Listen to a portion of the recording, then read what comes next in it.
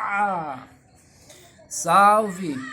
Homens do Brasil, homens do mundo, movimento Seja Homem. A saga do mestre 5. A Rosa Púrpura do Cairo. Bem, pessoal, como vocês sabem, eu tinha sido promovido, né? Eu passei de vendedor de amendoim a vendedor de rosas. Anos 80, tá, gente? Então, o que acontece? No princípio, quando eu comecei a vender, no primeiro dia já teve um problema comigo. Depois eu vou contar essa história, tá? Mas hoje é a respeito de um rapaz chamado Cocota. Um cara magro, mais ou menos seus 1,75 m, por aí.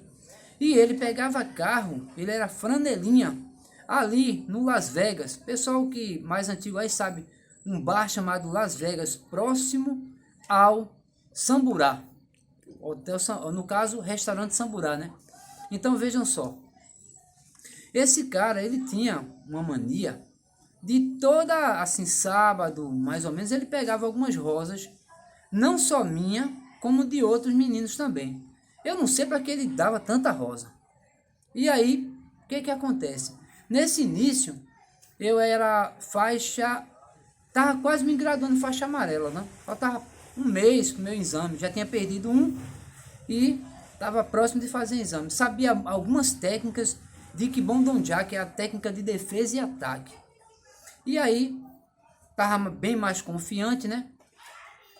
Então chega um momento que você fica aborrecido com aquela situação. Toda vez o cara chegava, né, determinado dia e pegava uma rosa, dizia mais assim: eu vou querer uma rosa de cada um aí de vocês. E o pessoal na época, os meninos, como ele era bem mais velho, e óbvio, né, além de ser mais velho, era mais malicioso, sabe? Porque a gente já tinha visto algumas situações que ele tinha acontecido com ele ali, ele tinha se saído bem. E então chegou um dia que você tá naqueles dias, né, meio, né, invocado. Aí ele chegou para mim e disse assim: já tinha pego algumas vezes nessas rosas, eu não gostei. Aí eu disse para mim mesmo: ele hoje não pega rosa não. Hoje não pega não.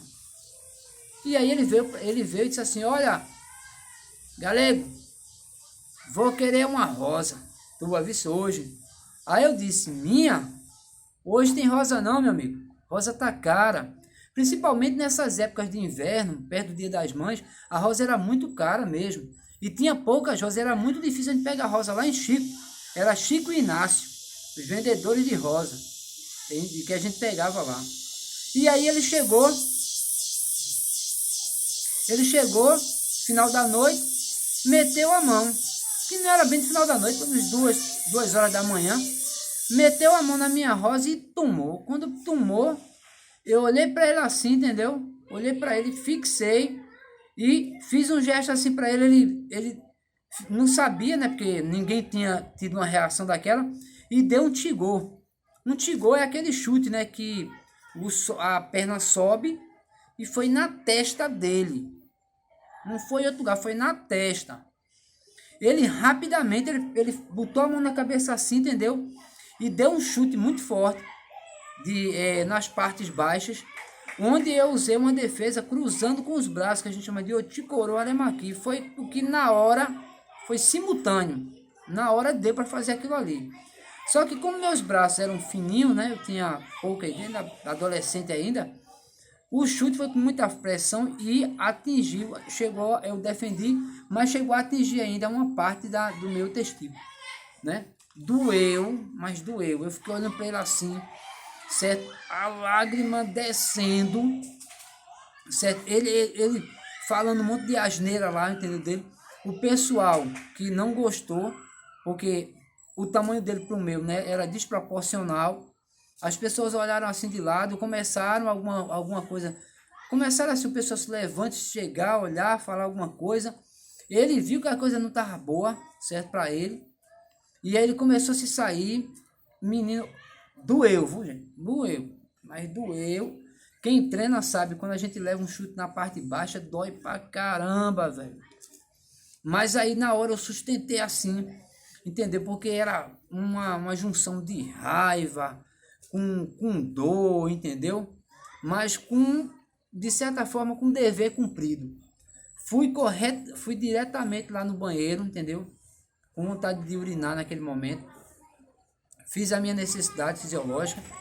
Depois voltei, entendeu? Eu joguei uma água no rosto assim. Porque, pessoal, é assim. Naquele momento é onde a gente tem que entender que a arte tem que funcionar ou não. Hoje não, hoje a coisa é mais, vamos dizer assim, tranquila, né? Mas naquela época a gente tinha que provar alguma coisa.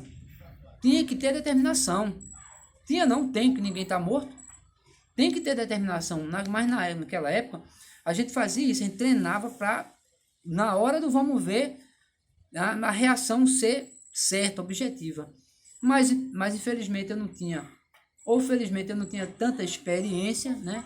E usei o que tinha, usei o que deu no momento.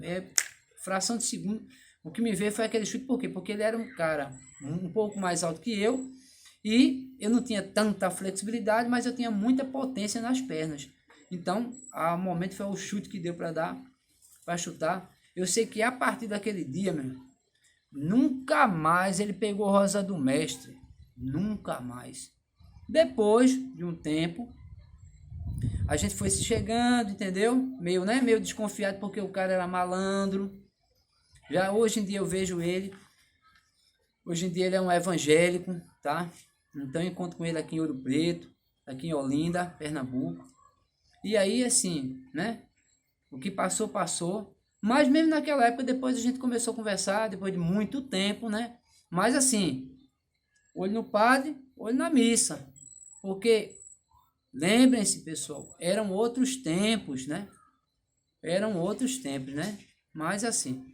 Bem, pessoal, compartilhe o vídeo, muito obrigado.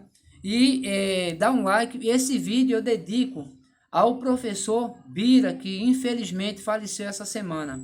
Tá certo? Foi um professor que eu participei também do exame. Me deu muitas aulas lá na Associação Pernambucana de Taekwondo. E esse vídeo vai em homenagem a ele. E um abraço a toda a família e que Deus conforte a todos, tá?